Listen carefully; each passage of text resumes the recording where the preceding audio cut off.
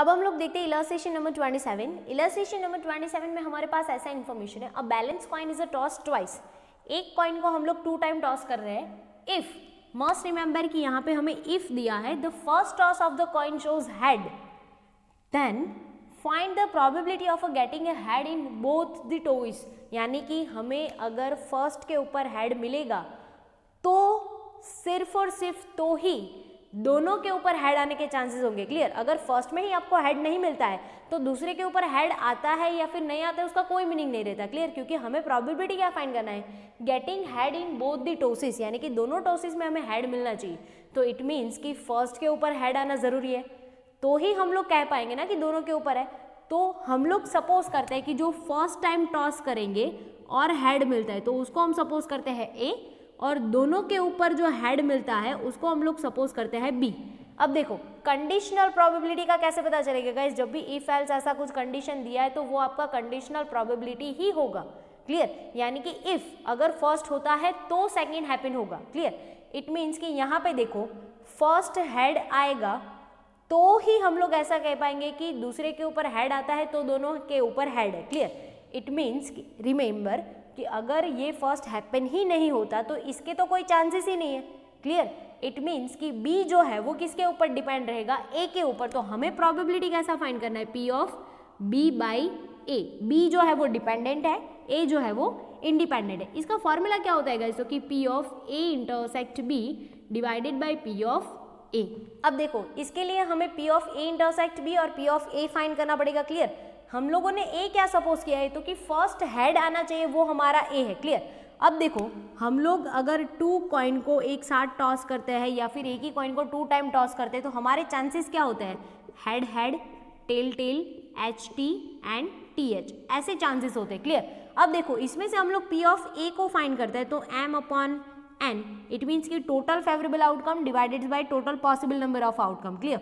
Favourable क्या होंगे, तो कि ए के ऊपर हमें क्या चाहिए, तो कि जो फर्स्ट हेड आता है वो फर्स्ट हेड हो, ऐसे फाइंड करो। तो कि यहाँ पे फर्स्ट हेड है, यस, यहाँ पे फर्स्ट हेड है, यस, यानी कि ये कितना हो जाएगा, तो कि 2/4, यानी कि 1/2 भी हम लोग इसको लिख सकते हैं। क्लियर? अब देखते हैं P of A intersect B find करने के लिए हमारे पास पहले पी ऑफ बी का होना भी जरूरी है। तो पी ऑफ बी हम लोगों ने क्या सपोज किया है, तो कि m अपॉन n।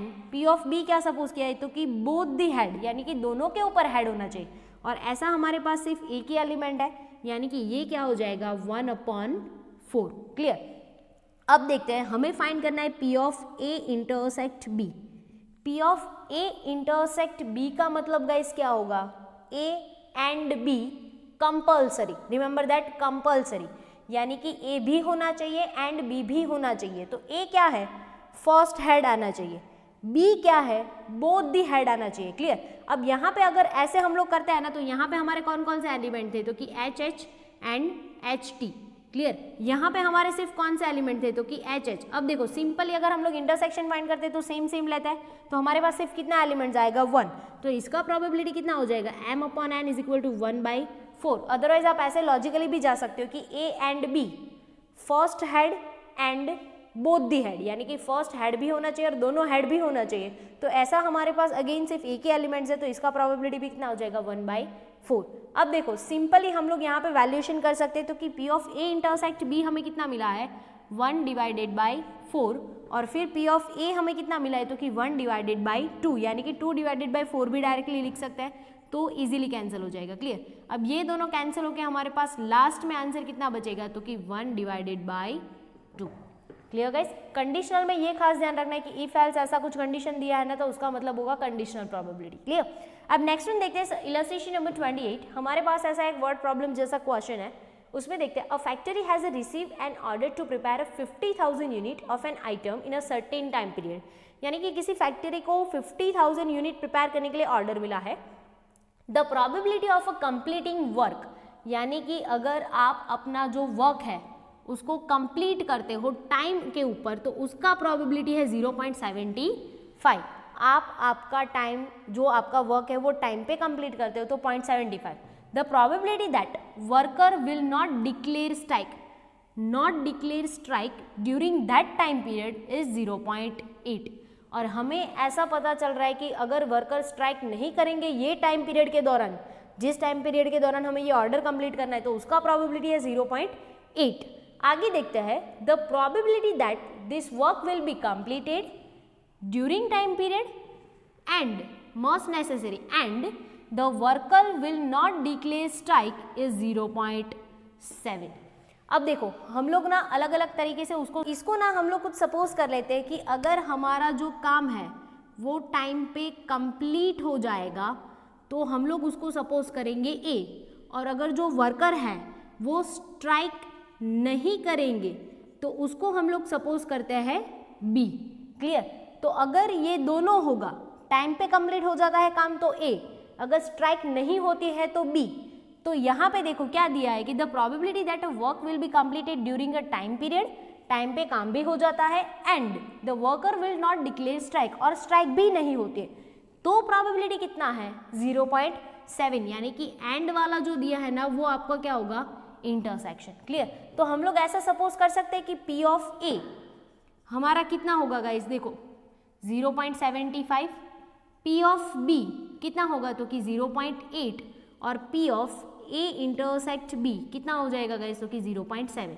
क्लियर? इतना इंफॉर्मेशन हमारा क्लियर हुआ। अब देखते हैं कि हमें फाइंड क्या करना है।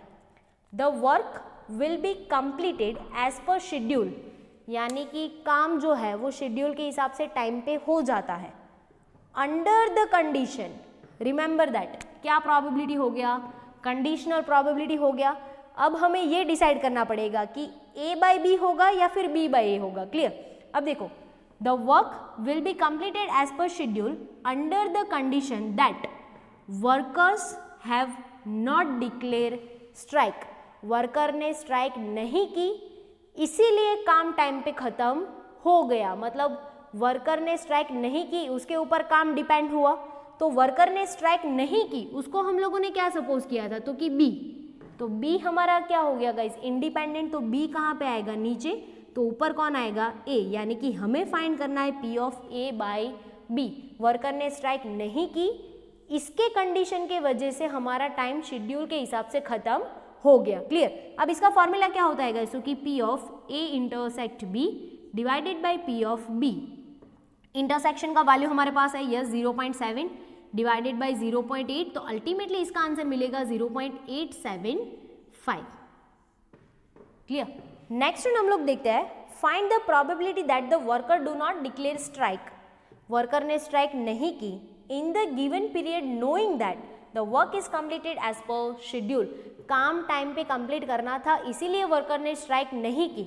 इट मीन्स कि यहाँ पे शेड्यूल टाइम पे काम करना वो क्या हो गया इंडिपेंडेंट, और जो स्ट्राइक है वो क्या हो गया डिपेंडेंट। क्लियर? तो इट मीन्स कि यहाँ पे हमें प्रोबेबिलिटी गाइस किसका फाइंड करना पड़ेगा, P of B by A का फाइंड करना पड़ेगा।